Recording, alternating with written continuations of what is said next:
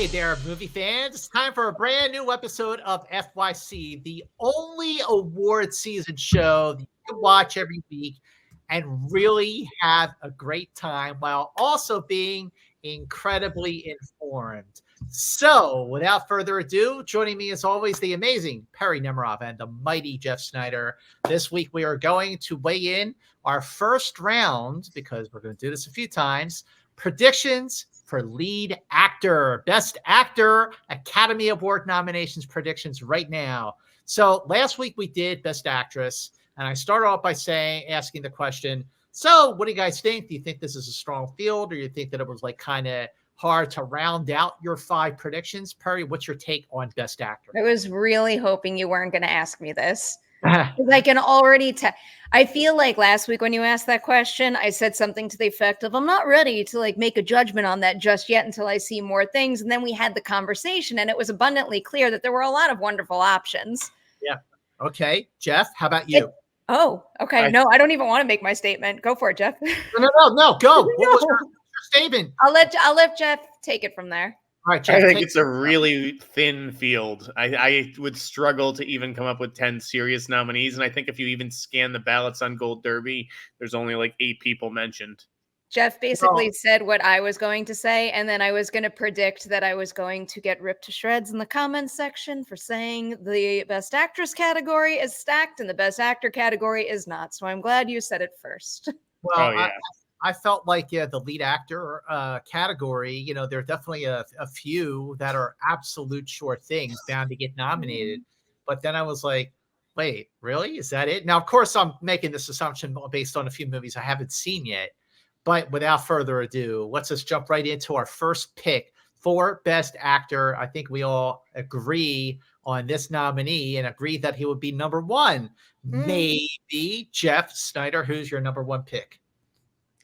Former Oscar winner, Adrien Brody. We have a different order.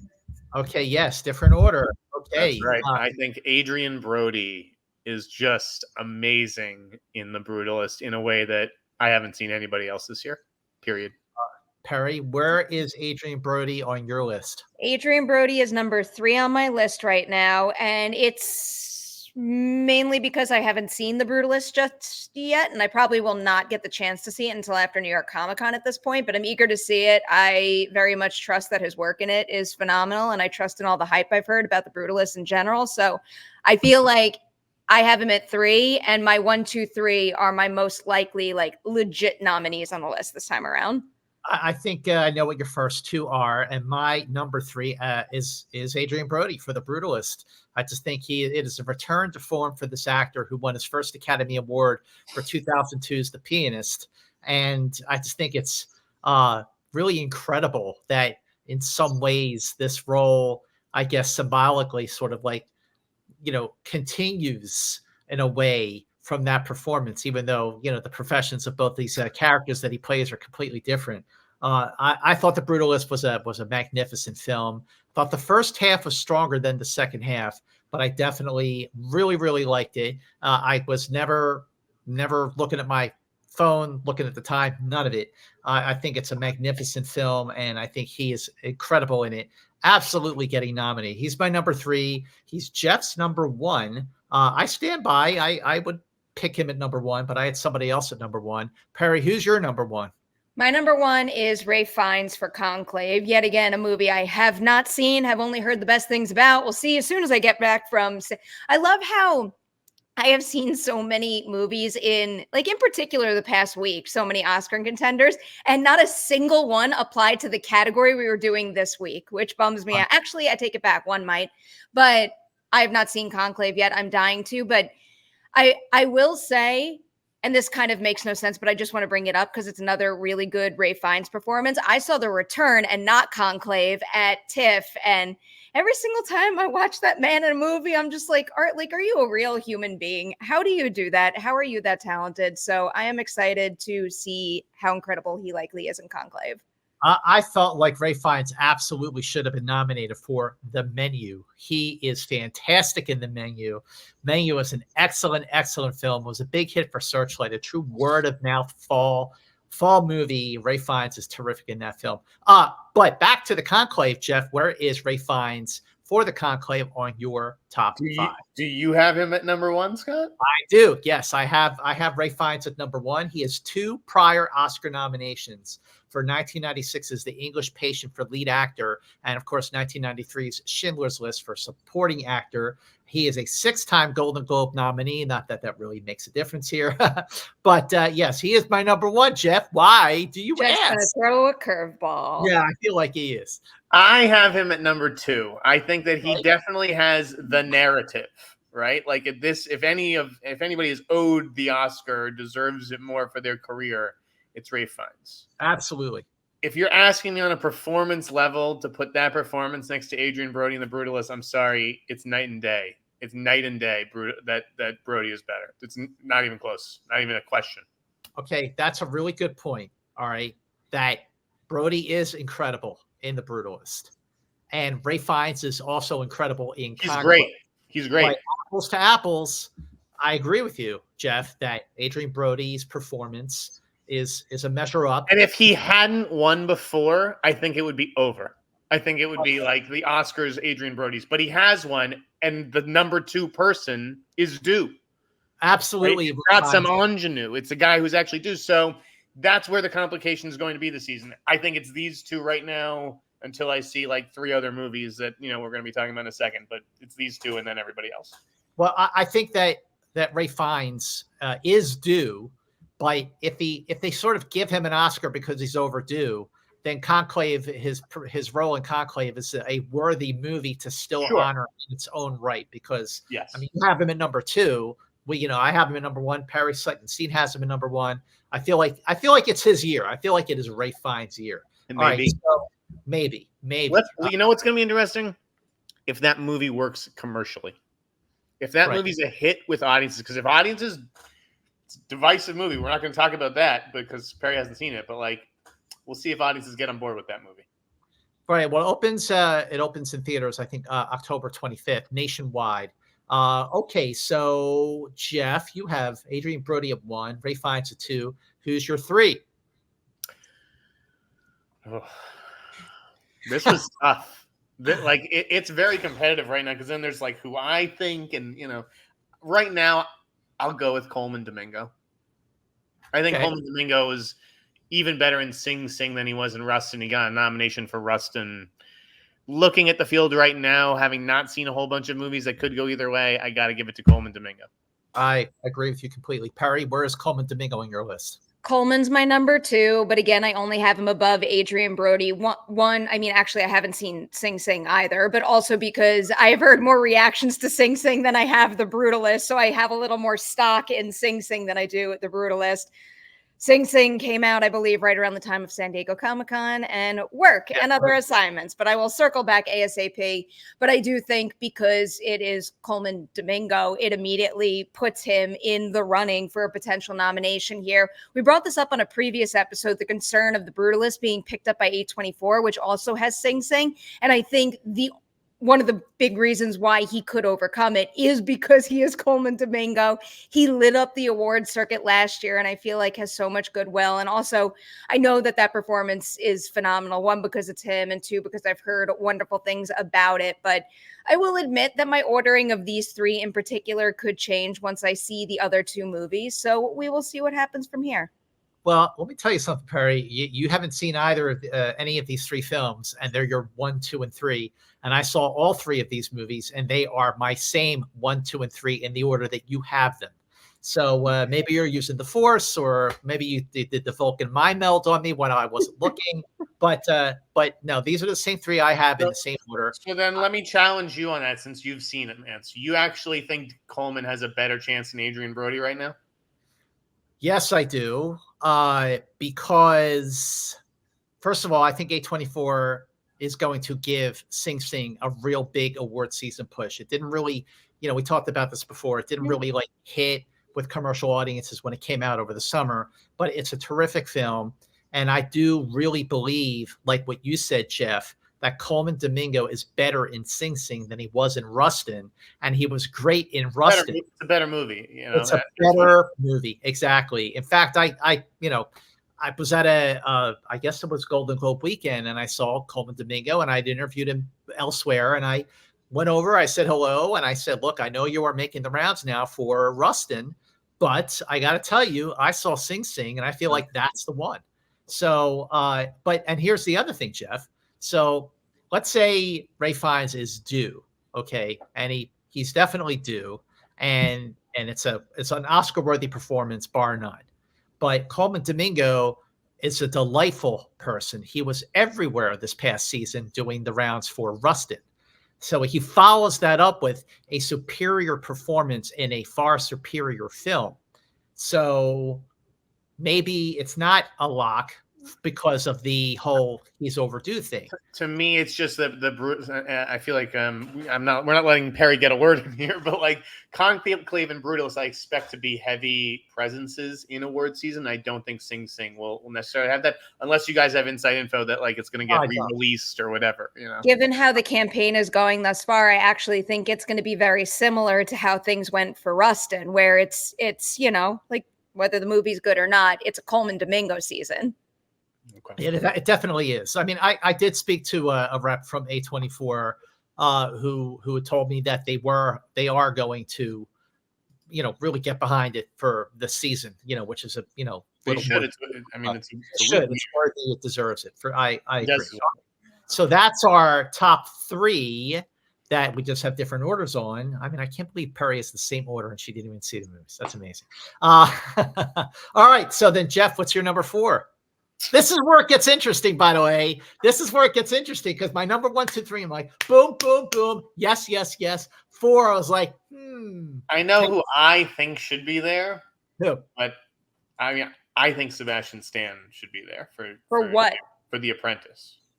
Not for A Different Man, for The Apprentice. I think The Apprentice is incredible, but do I think that he's going to get nominated as Donald Trump? No, I don't. I would say the opposite.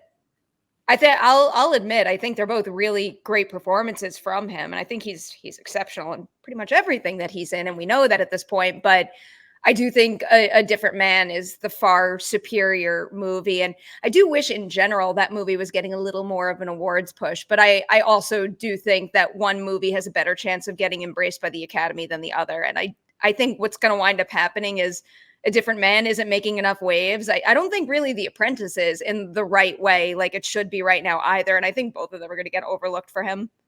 Well, it's because of that reason, both of you guys, that I have Sebastian Stan as my number 1 honorable mention.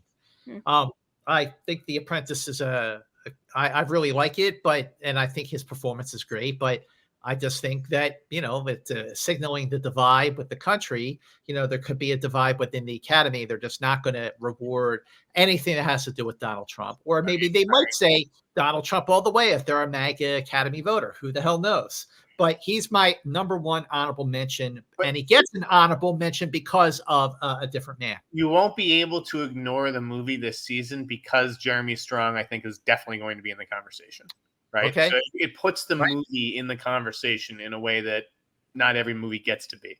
I'm not fully convinced of that either. And I'm not saying that Jeremy Strong isn't excellent in the movie. I just don't think thus far the narrative of that movie, as far as awards campaigning goes, is starting off in a way that signals we are going to go up and up and up and crack this race. Or any races for that matter. If there is anyone in this universe who I bet on now that Harvey's behind bars, as far as campaigning goes, Tom Wartenberg is the guy. Yeah. Tom Wartenberg. That's the thing. Tom Right. Wartenberg is the fucking guy. Well, Tom Wartenberg, Jeff, as you know, when he was at Open Road, he released Spotlight back in 2015, and that won the Oscar for Best Picture. So that's what I'm saying. Crash as well was on his watch at Lionsgate. That's right, at Lionsgate. These are like literally the 2 tiny movies that kind of. I mean, there's been a few tiny movies that have come out of nowhere to win, but he's a great campaigner, and I did love The Apprentice. So maybe I'm biased. But you're right. It does. You're right, Perri, and then it doesn't feel like it's part of the conversation like it should be right now. But I just don't know. Have they screened it for everybody? Like they had a couple screenings last week. I couldn't go to either of them, but not that the Fantastic Fest audience and the Academy has much overlap, but I feel like I'm still a little struck by this. So the Fantastic Fest secret screening lineup usually has, pretty big reaction. And one of the things that I remember most vividly is how quiet those halls were after.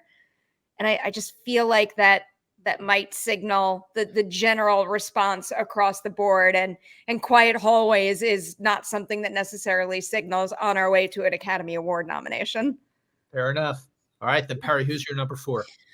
I'm taking a swing at this point. I'm going Paul Mescal for Gladiator. I've given Gladiator my vote of confidence, sight unseen, in Best Picture, and I'm going to do the same here, especially because he's in it. Hugely talented actor. I have my fingers crossed so tight that movie lives up to the standards that Ridley Scott set with the original. So I'm going to keep taking that swing and put Gladiator on this list. I haven't seen Gladiator yet. I don't think, I know you guys, I'm pretty sure you guys haven't either. I feel I have a really good feeling about it. I really, really do. Jeff, what is Paul Mescal on your list? He is. I have him at number 5. I've heard from people who have seen Gladiator 2 that it is the real deal, and that Paul Mescal is great in it. So for now, he gets the benefit of the doubt. He's a former nominee. Yep, after Sun. Yeah, I think Hollywood wants him to be a star, and this is the kind of big star turn that they want these guys to do. So I think that he gets in. Sebastian Stan was not my number 4, for the record. I don't think he's going to get in.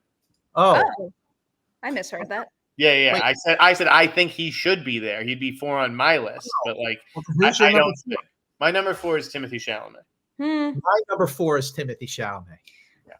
All right, now no one has seen a Complete Unknown, directed by James Mangold. The last time James Mangold tackled a classic musicians was, of course, for 2005's Walk the Line, and Joaquin Phoenix got nominated for that, and Reese Witherspoon won an Academy Award for playing Drew Carter Cash in 2005's Walk the Line. So this is definitely Mangold coming back to a comfort zone for him. Just the trailer alone just really blew me away. I mean, can't reward the guy based on a trailer, but I just feel like it's one of those roles that if he doesn't get nominated, I'll be really disappointed. So Perri, is Timothee Chalamet on your list? He's not, but I understand where you're coming from. I think when I finished up my list, I decided to choose only one movie that no one has seen yet, and then admittedly, I gave my 5th slot to a me pick. That's never going to happen, but I want it. What is your me pick? I bet you two haven't even seen this movie. I do think it's going to wind up in contention for something like an Indie Spirit Award, though. Have either of you seen Ghostlight? Did not see it. I almost watched it last night.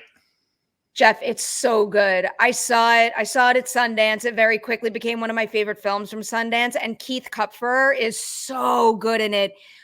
I think that in my dream world, the entire ensemble would be in contention for major ensemble awards as well, but he's the lead of it. He's the beating heart, and it's a really beautiful movie overall that I know is striking a chord with many, many people out there, and what I would give for the buzz and the word of mouth to build strongly enough to push it into this race. But I do think it's going to get some indie nominations. I almost went to see it in theaters. I went to go see Kinds of Kindness, and at the last second, my aunts and I were like, should we go see this movie Ghostlight? Because we're not sure.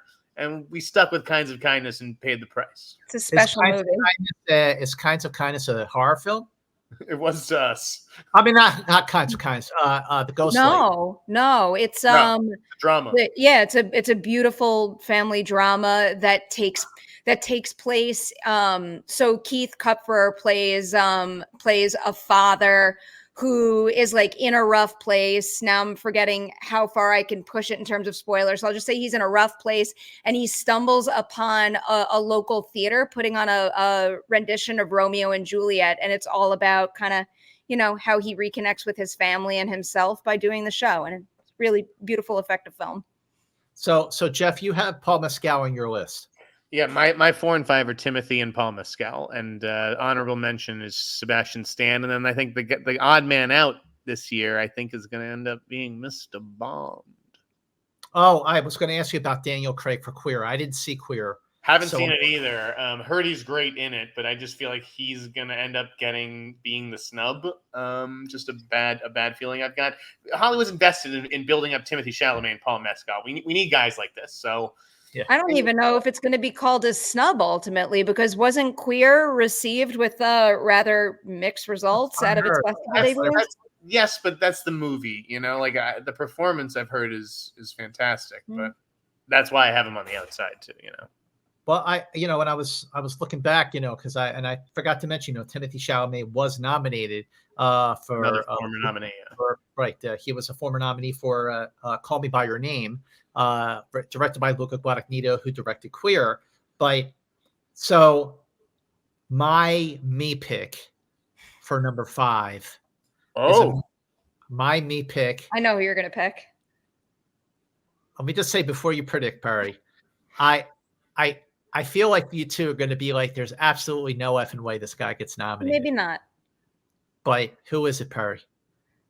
Actually, now that I'm about to say this, I don't even know if they would position him in lead because it's such a big ensemble piece. I thought you were going to say John Magaro for September 5th. What I was going to say is Glenn Powell for Hitman. Oh, we're going back to Hitman. Going back to Hitman. I think that everyone loves that movie. Everyone who has seen that movie, which is streaming now on Netflix. So if you have not seen Hitman, 2 words, Hitman with Glenn Powell, you are missing out. But he is my number 5.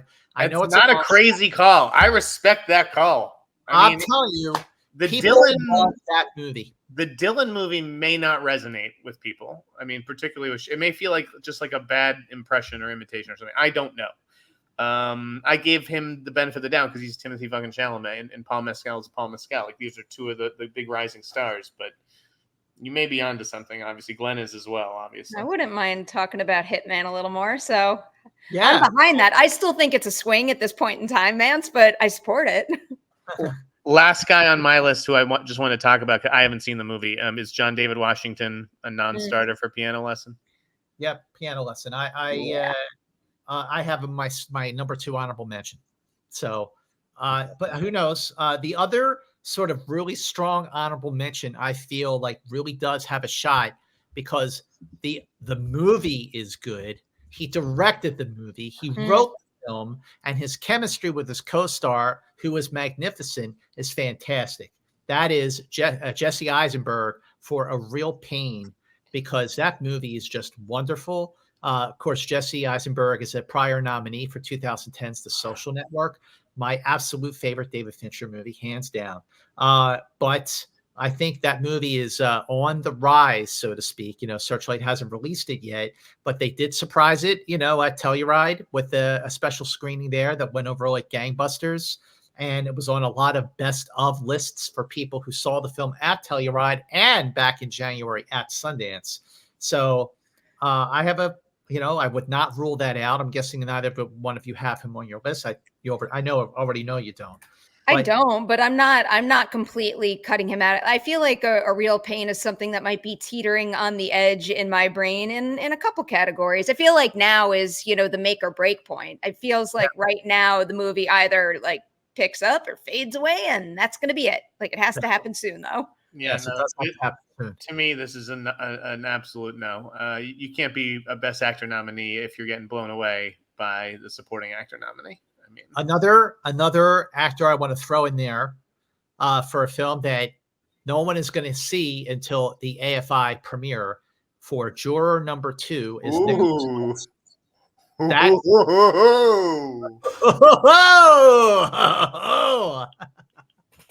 Nicholas, look, back in 2004, as that year was coming to an end, and it was like, so many people were sort of really predicting that Aviator would win Best Picture.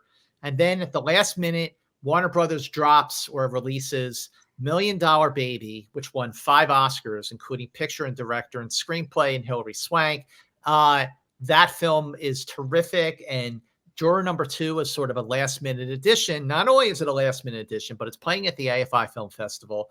I have a really good feeling that this is going to be a very good movie from, I think Clint Eastwood is like 93 or 94 years old, which is amazing that he's still doing it and doing it very, very, very well. What do you guys think of that? Have you heard it's good?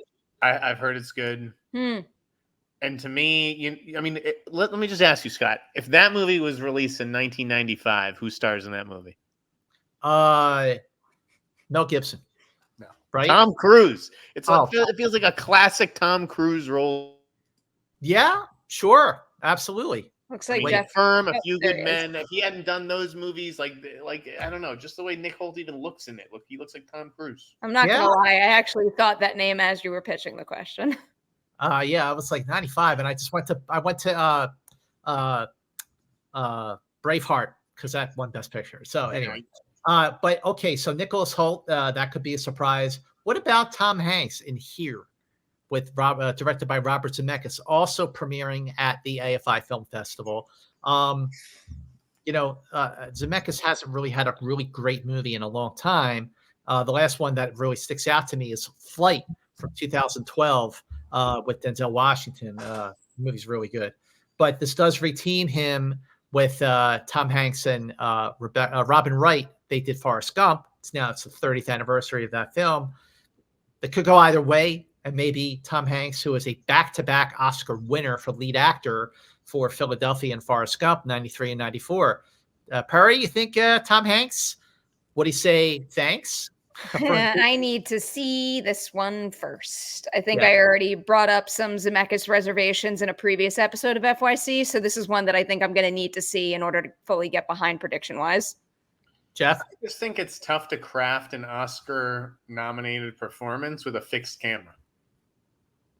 Well, maybe if you want a close-up, Tom Hanks has got to get up close to that camera. Well, the question is, as we sort of round out our predictions for lead actor, we have to address the elephant in the room. That elephant might have made our list or maybe even our honorable mentions before the recording of this episode. But now that the movie has been released and it is crashing, not just box office wise, but with critics and fans, does Joaquin Phoenix follow his Oscar-winning performance from Joker with maybe even a nomination for Joker 2? And I think we already know what the answer is, but Jeff, take it away anyway. Me? Oh, okay. No, absolutely not. He's great in the movie too. Like if Joker 2 has any redeeming value or quality or element, I think it is Joaquin's performance. But yeah, nobody liked this movie. I hated it.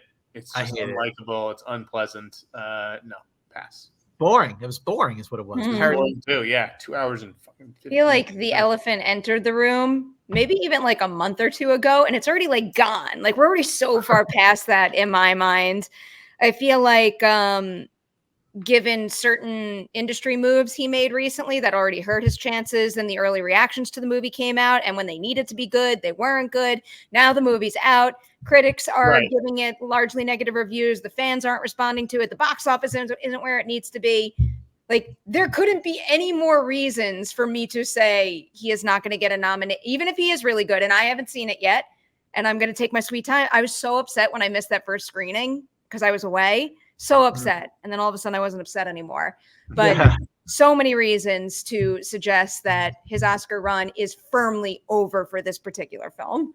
Yeah. It's not happening. Well, look, that does it for Best Actor on this episode of FYC. If you have what do you think of our list? Is there anybody we're missing? Anybody we've overlooked? I'm sure you will let us know in the comments section, like you always do. We have to do our list, Scott. We have to do our final five. Especially for this category. It is my five though. Again. All right, here we go. So our final list, No way. I think, is Ralph Fiennes for Conclave, Coleman Domingo for Sing Sing, Adrien Brody for The Brutalist, Timothee Chalamet for Complete Unknown. Both had Timmy. Two votes. Right, 2 votes, and Paul Mescal 2 votes for Gladiator 2. Yep. Those are the 5. And as I say, every episode of FYC, we are going to revisit our predictions for lead actor as the season goes on, and it's going to be a fun season. So make sure you share FYC on your social media so that other people can discover the 3 most fun and informed Oscar pundits you will find anywhere on the planet and the great beyond. Make sure you subscribe. Scroll down while we have you, while I have your attention. Just stay with me. Scroll down just a little bit.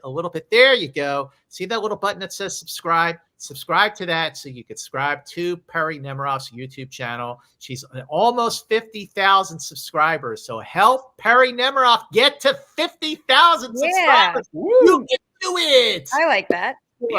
Sure, you follow Jeff Snyder. You go to his newsletter, theinsnyder.com, for the latest breaking news, as only Jeff Snyder can deliver it. And make sure you also check out Jeff with my great buddy Johnny Roca on the hot mic, because they are definitely a lot of fun to watch and listen to. And on some mornings, if you live in the Southern California area, you can catch me delivering the entertainment news all morning long on KTLA TV Channel 5, LA's very own, or you can watch KTLA.com. And of course, follow us on social media. Again, I beg you. Yes, I'm begging you. Share FYC. Even if you think everyone you know is already watching or listening, share it anyway, because we love when we pick up new FYC fans. So that's it for this episode of FYC. And until next time, all together now, FY. See you later. See you later.